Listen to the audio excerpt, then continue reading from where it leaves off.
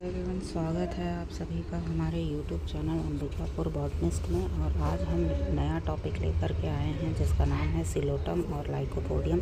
इसका हम general feature, anatomy, reproductive structures और इसकी लाइफ साइकिल स्टडी करने जा रहे हैं। ये दोनों मेंबर्स टेरिडोफाइट्स के अंतर्गत अध्ययन किए जाने वाले मेंबर्स हैं और यह BSc botany DSc third semester के यूनिट 2 का टेरिडोफाइट्स का एक चैप्टर है। सबसे पहले हम इसमें इसके सिस्टमेटिक पोजीशन को देख लेते हैं, जिसमें हम इसकी टैक्सोनॉमी में सिलोटम की टैक्सोनॉमी, जिसे विस्क फर्न भी कहा जाता है, उसको देखते हैं। तो इसे क्लास सिलोटॉप्सिडा के अंतर्गत रखा गया है। ऑर्डर इसका है सिलोटेल्स, फैमिली सिलोटेसी आती है इसकी। इसका जो हैबिट हम देखते हैं वह primitive rootless dichotomously branched vascular plant की तरह ये हमें मिलते हैं। इसका अर्थ यह हुआ कि यह प्राचीन प्रकार के पौधे हुआ करते थे जिनमें की जड़ें नहीं पाई जाती थी और घनी ब्रांचिंग इनमें देखे जाते थे, जिनमें की वास्कुलर टिश्यूज़, जाइलम और फ्लोएम प्रेजेंट रहते थे। इनका हैबिटेट जब हम देखते हैं तो उसमें हम पाते हैं कि यह ट्रॉपिकल, सब ट्रॉपिकल रीजन्स में उगने वाले पौधे हुआ करते थे। यह एपीफाइट्स और टेरेस्टेरियल प्लांट की भांति उगने वाले पौधों में देखे जा सकते हैं। एपीफाइट्स का अर्थ यह हुआ कि ऐसे पौधे जो दूसरे पौधों के ऊपर उग कर के अपना जीवन यापन करते हैं, और टेरेस्टेरियल पौधे स्थलीय पौधों को कहेंगे जो सीधे मिट्टी पर उग करके आते हैं और अपना जीवन चक्र चलाते हैं। इनकी मॉर्फोलॉजी अगर सिलोटम की देखें तो यह सबटेरेनियन राइजोम यानी कि विशेष तरह के राइजोम इनमें पाए जाते हैं, जिनमें कि माइकोरेजा भी उपस्थित होता है। माइकोरेजा एक प्रकार का फंजाई होता है जो कि दूसरे पौधों के जड़ों पर निवास करके उनसे सिम्बायोटिक रिलेशनशिप के द्वारा जीवित रहता है। इनका जो पौधा है वह सीधा या इरेक्ट ग्रीन हरे रंग का एरियल शूट होता है, वायवीय तना होता है, जो कि लगातार वृद्धि करता है और उनमें घनी ब्रांचिंग आपको देखने को मिलती है। आ जाते हैं हम लाइकोपोडियम के ऊपर, जिसे क्लब मॉस भी कहा जाता है। इसकी टैक्सोनॉमी अगर हम देखें तो इसे क्लास लाइकोपोडियोप्सिडा, ऑर्डर लाइकोपोडियल्स, फैमिली लाइकोपोडिएसी के अंतर्गत रखा गया है। इसका जो हैबिट है वह हर्बेसियस यानी हरे नरम पौधे के समान होता है। ट्रेलिंग यानी कि लगातार वर्टिकल डायरेक्शन में वृद्धि करने वाला, और या कुछ इसके जो मेंबर्स हैं वो अपराइट स्पोरोफाइट भी बनाते हैं, यानी कि आकाश की ओर वृद्धि करने वाले पौधे भी बनाते हैं, जिनमें कि सत्य प्रकार के जड़, ट्रू रूट्स और माइक्रोफिल्स, छोटी जो लघु पर्ण होते हैं, लघु पत्तियाँ जिन्हें आप कह सकते हो, माइक्रोफिल्स, वह उपस्थित होते हैं। इनका जो हैबिटेट होता है वो कॉस्मोपॉलिटन डिस्ट्रीब्यूशन वाला होता है, यानी कि पूरे वर्ल्ड में यह हर प्रकार के क्लाइमेट में, हर तरह की जलवायु मिट्टी में यह पाए जाते हैं। यह ट्रॉपिकल रीजन रेन फॉरेस्ट से लेकर के टेम्परेट जोन्स तक में पाए जाते हैं, अर्थात यह वर्षा वाले ऋतुवन से लेकर के आपके जो ऐसे रीजन जहाँ पर वर्षा कम, बर्फ़ ज़्यादा पड़ती है, उन रीजन्स पर भी इनका हैबिटेट देखा गया है। मॉर्फोलॉजी अगर हम देखें तो इनका स्टेम घने कवर से ढका होता है माइक्रोफिल्स के, और माइक्रोफिल इनके स्टेम के चारों ओर पूरा एक मोटा कवर बनाते हैं, जो कि स्पाइरल अरेंजमेंट से इसके चारों ओर अरेंज रहते हैं। इनका सिलोटम का एक्सटर्नल मॉर्फोलॉजी अगर हम देखें तो वह इस पिक्चर में दिए हुए आकार प्रकार का हमको दिखाई पड़ता है। इनमें रूटलेस नेचर पाया जाता है, यानी कि इनमें कभी भी रूट्स नहीं पाए जाते हैं। राइजोइड्स इनमें प्रेजेंट होते हैं रूट्स की जगह, जिनमें कि माइकोरिजा जो है सिम्बायोटिक रिलेशनशिप में प्रेजेंट होता है। फिर इनमें डाइकोटोमस ब्रांचिंग यानी कि घनी ब्रांचिंग देखने को मिलती है, जो कि हरे रंग की और फोटोसिंथेसिस करने में सक्षम स्टेम्स की होती है। और इनमें जो लीव्स हैं वो स्केल के फॉर्म में इनमें प्रेजेंट होते हैं, जिनमें कि वास्कुलर ट्रेसेस नहीं पाए जाते हैं और यह एरियल एक्सिस की तरफ लगातार बढ़ते रहते हैं। सिनेंजिया नामक एक विशेष अंग इनमें पाया जाता है, जो कि ट्राइलोब्ड होता है। जैसा कि आप पिक्चर में देख सकते हैं, जो पीले कलर के राउंड बल्ब की तरह जो स्ट्रक्चर दिखाई दे रहा होगा वो 3 लोब्स का बना हुआ है। यह रिप्रोडक्टिव स्ट्रक्चर है सिलोटम का, इसे हम सिनेंजिया कहते हैं। और यह डिस्टल शूट्स पर, यानी कि जो आपका तना है सिलोटम का, उसके ऊपर अल्टरनेट अरेंजमेंट में लीव्स की जगह यह मॉडिफाई हो करके जन्म लेते हैं। फिर सिलोटम का हम स्टेम का एनाटॉमी देखें तो वो कुछ इस प्रकार का ट्रांसफर सेक्शन काटने पर माइक्रोस्कोप के अंडर हमें दिखाई पड़ता है। सबसे बाहर में हमको एपिडर्मिस की एक सिंगल सेल की एक लेयर हमें मिलती है, जिसमें बहुत सारे संकन स्टोमेटा गड्ढों में धंसे हुए पाए जाते हैं। इसके नीचे हमें कॉर्टेक्स मिलता है, जो कि 3 जोन में बटा हुआ होता है। Outer zone chlorenchyma photosynthetic zone होता है, क्लोरेनकाइमा टिश्यूज़ का बना होता है। मिडल जोन स्क्लेरेनकाइमा का बना होता है और वह सपोर्टिव टिश्यूज़ कहलाते हैं इसके, और इसे मजबूती प्रदान करते हैं। इनर जोन पैरेनकाइमा टिश्यूज़ का बना होता है। इसका जो स्टील यानी जो सेंट्रल पार्ट है, जिसमें कि जाइलम फ्लोएम इत्यादि पाए जाते हैं, वह सिफोनो स्टील या एक्टिनो स्टील प्रकार का होता है, जिसमें सेंट्रल पार्ट स्क्लेरोटिक पिथ प्रकार का होता है और वह चारों तरफ से एग्जार्च प्रकार के वास्कुलर बंडल्स से घिरा हुआ होता है और इनमें लोब्ड प्रकार के प्राइमरी जाइलम पाए जाते हैं। इसका हम रिप्रोडक्शन और गैमेटोफाइट सिलोटम का अगर हम देखें तो रिप्रोडक्शन इसका सिनेंजियम के सहारे होता है। यह एक ट्राइलोक्यूलर क्लस्टर होता है स्पोरेंजिया का, जो कि 3 भागों में विभक्त होता है। इसमें सिंगल प्रकार के स्पोर्स उत्पन्न होते हैं, जो कि किडनी शेप के होते हैं और मोटे वॉल वाले हैप्लॉइड स्पोर्स इनमें बनते हैं। इन स्पोर्स के जर्मिनेशन के बाद एक प्रोथैलस का जन्म होता है, जो कि विशेष प्रकार का होता है और इनमें फोटोसिंथेसिस इस प्रकार के प्रोथैलस में नहीं होती है।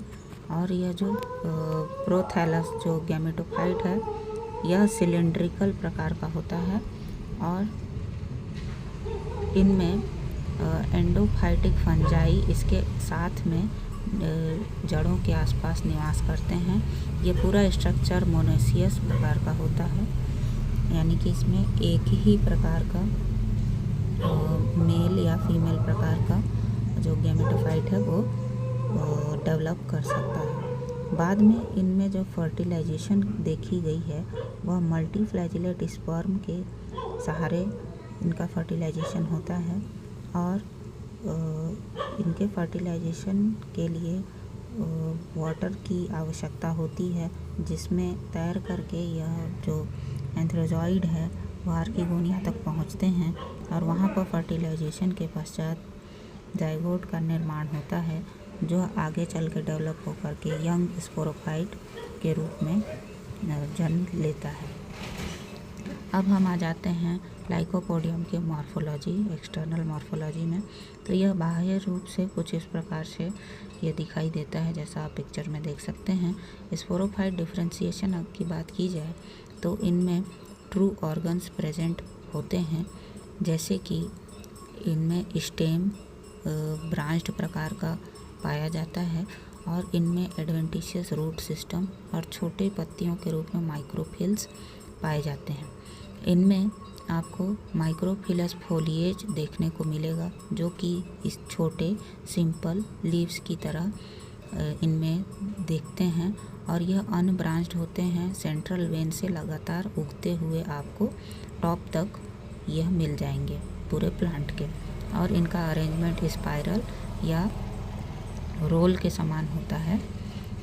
इसमें आपको टॉप में स्ट्रोबिलाई या कोन मिल जाता है, जो येलो कलर का लंबा स्ट्रक्चर जो टॉप में इसके आप देख रहे हैं वो इसका स्ट्रोबिलाई या कोन है, जो कि स्पेशलाइज्ड फर्टाइल लीव्स स्पोरोफिल से ढका होता है और यह टर्मिनल ब्रांच के एंड में हमेशा डेवलप करता है। इनमें होमोस्पोरी देखने को मिलती है, यानी सिंगल प्रकार के स्पोर्स का डेवलपमेंट इसमें देखा जाता है। सारे स्पोर एक ही साइज़ के होते हैं मॉर्फोलॉजिकली और आइडेंटिकली। इनका जब लाइकोपोडियम का स्टेम का एनाटॉमी अगर हम देखें तो ट्रांसफर सेक्शन काटने के बाद माइक्रोस्कोप के अंडर इसका जो स्ट्रक्चर है कुछ इस प्रकार से दिखाई पड़ता है। एपिडर्मिस सबसे आउटर लेयर होती है, जो कि यूनिसेल्युलर मेम्ब्रेन की बनी होती है, सिंगल लेयर्ड होती है। इसके पश्चात आपको मोटा एक चौड़ा कॉर्टेक्स का रीजन मिल जाता है, जो कि पैरेन्काइमेटस और स्क्लेरेन्काइमेटस रीजन से मिल करके बना होता है। यह मैकेनिकल जोन होता है जो पूरे प्लांट को मजबूती प्रदान करता है। एंडोडर्मिस इसके भीतर में पाए जाने वाला भाग है, जो कि सेंट्रल रिंग का निर्माण करता है वास्कुलर सिलेंडर के चारों ओर। यह भी यूनिसेल्युलर प्रकार का होता है। प्लेक्टोस्टील इसमें पाए जाते हैं। यह जो प्लेक्टोस्टील है एक अलग प्रकार का स्टीलर सिस्टम है, जिसमें जाइलम और फ्लोएम का जो अरेंजमेंट होता है उसमें जो जाइलम है वो प्लेट्स की संरचना को बनाते हुए फ्लोएम टिश्यूज़ के अंदर धंसे हुए होते हैं। स्टेलर डाइवर्सिटी अगर लाइकोपोडियम की देखें तो लाइकोपोडियम क्लेवेटम में हमको प्लेक्टोस्टील पैरेलल प्लेट्स की भांति मिलते हैं। लाइकोपोडियम सिरेटम में एक्टिनोस्टील स्टार शेप्ड का हमें मिल जाता है। वहीं लाइकोपोडियम सेरेनम में हैप्लोस्टील हमें सॉलिड कोर के रूप में मिलता है। फिर मिक्स्ड प्रोटोस्टील भी लाइकोपोडियम सिलेगो में फ्लोएम के अंदर जाइलम के आइलैंड्स के रूप में हमें देखने को मिलता है। रिप्रोडक्टिव स्ट्रक्चर हम लाइकोपोडियम के अगर देखें तो सिलोटम में जो सिनेंजियम प्रोड्यूस हो रहा था वो कुछ इस फिगर में दिए हुए स्ट्रक्चर की भांति 3 लोब्स का बना हुआ स्पोरेंजियम बनता था, जो कि स्पेशलाइज्ड स्ट्रोबिलस एक्सिस में डेवलप ना हो करके पूरे ही ब्रांच में अल्टरनेट अरेंजमेंट से डेवलप और अटैच्ड रहता था। और वहीं लाइकोपोडियम का जो स्ट्रोबिलाई है वो एक्सियल ब्रांच पे टॉप में टर्मिनल कोन के रूप में डेवलप होता है, जिसमें एक सेंट्रल एक्सिस आपको मिलता है जिसके दोनों ओर स्पोरोफिल्स के ऊपर में स्पोरेंजिया अरेंज्ड रहते हैं और इन स्पोरेंजिया के भीतर में 2 प्रकार के स्पोर्स यानी कि हेटेरोस्पोरस ये होता है। 2 प्रकार के स्पोर्स इसमें बनते हैं। टॉप में आपको माइक्रोस्पोर्स बनते हुए दिखाई पड़ते हैं, वहीं बॉटम में आपको मेगा स्पोर भी डेवलप करते हुए मिल जाते हैं। इसका स्ट्रक्चर आप इस प्रकार से देख सकते हैं। इसके बाद हम लाइफ साइकिल देखें इसकी तो मियोसिस की सेल डिवीज़न इनके स्पोरोसाइट्स में दिखाई पड़ती है स्पोरेंजिया के अंदर, और हैप्लॉइड स्पोर्स जो हैं का निर्माण करते हैं।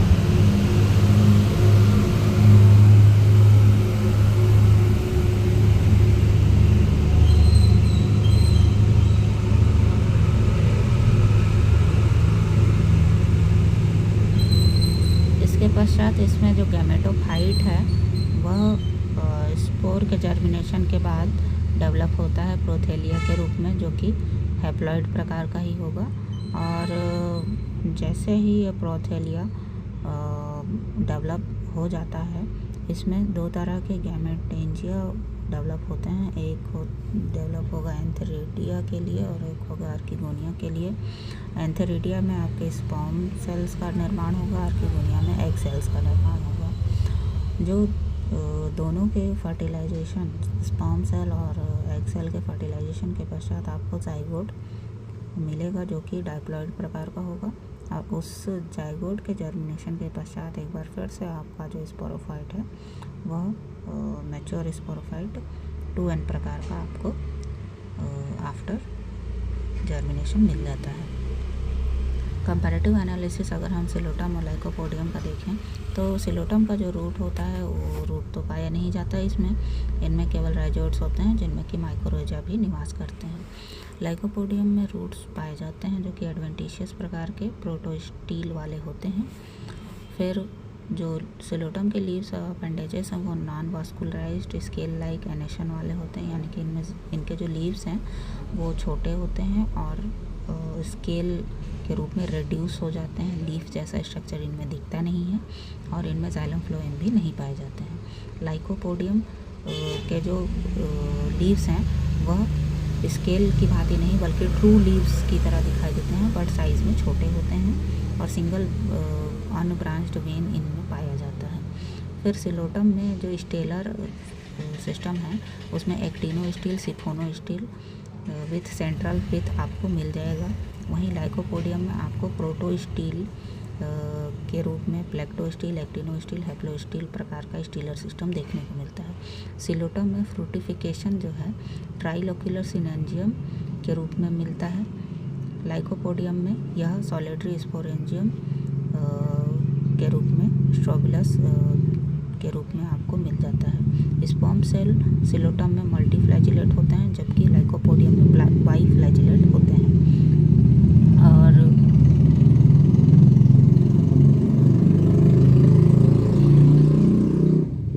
इसी के साथ लास्ट में मैं इस टॉपिक को वाइंड अप करती हूँ और कमेंट सेक्शन आपके क्वेश्चंस और क्वेरीज़ के लिए ओपन है, आप यहाँ पर ज़रूर लिखिए। थैंक यू सो मच पूरे वीडियो को ध्यानपूर्वक सुनने के लिए। और प्लीज़ इसके नोट्स आप बनाते चलिए क्योंकि टेस्ट एग्ज़ाम्स के लिए बहुत ज़्यादा समय बचा नहीं है। और जो मैं टॉपिक्स आप लोगों को पीपीटी में पढ़ाती हूँ उनमें जो भी टॉपिक से रिलेटेड वेरी इम्पॉर्टेंट जो फैक्ट्स होते हैं वो केवल इंक्लूडेड होते हैं, बट आपको लॉन्ग आंसर के लिए लिखना पड़ता है। तो आप जब नोट्स बनाएंगे तो वो उसको डायग्राम्स और जो भी मैं तथ्य आप लोगों को बताती हूँ उसको आप एक्सप्लेन करके अपनी कॉपी में, नोट कॉपी में नोट डाउन करके एक अच्छा नोट्स बना सकते हैं। आई थिंक आप लोगों को आंसर राइटिंग के प्रैक्टिस मैंने ऑफलाइन क्लासेस में करवाई ही है, तो होपफुली आप लोग अच्छा आंसर लिखने में सक्षम होंगे। रेडीमेड मटेरियल्स और रेडीमेड नोट्स की जो इच्छा है वो ना करें तो ज़्यादा बेहतर होगा। आप स्वयं से नोट्स बनाएंगे तो आपकी लिखने की क्षमता बढ़ेगी, आपकी राइटिंग स्किल और इम्प्रूव होगी। हिंदी मीडियम वाले जो मैं डिक्टेट करती हूँ उसी को आप लोग नोट्स के तौर पे लिख सकते हो, और इंग्लिश मीडियम वालों के लिए तो खैर ये जो पीपीटी है वो इनफ है। चाहें तो हिंदी मीडियम के जो स्टूडेंट्स हैं वो इसको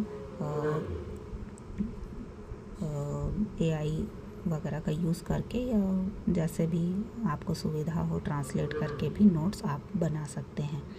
तो एट लास्ट आप सभी को रिक्वेस्ट है कि प्लीज़ लाइक कर दीजिएगा वीडियो को और सब्सक्राइब और शेयर कर दीजिएगा चैनल्स को अपने बाकी दोस्तों को, ताकि उन्हें भी इसके बारे में और जानकारी मिले और नेक्स्ट हम वीडियो ले करके आएँ।